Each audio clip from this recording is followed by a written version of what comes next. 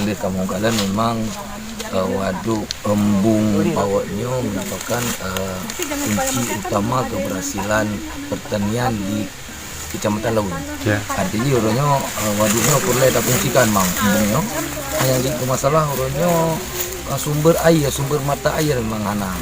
Kalau tak kalian orangnya hanya bergantung pada tada hujan. Artinya hanya meminat mengkhawatirkan. Dan ke depan saya akan berusaha mengajak pemerintah Aceh untuk mencari sumber mata air supaya pertanian di Kecamatan Launnya bisa selesai dan bermanfaat besar bagi masyarakat.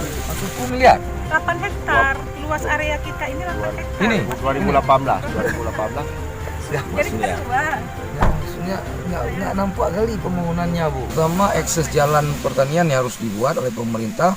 Yang kedua, pemerintah harus mencari sumber mata air. Ya, sumber mata air yang ada di Selawah itu harus dicoba, dicari, digali solusi supaya bisa mengalir ke waduk.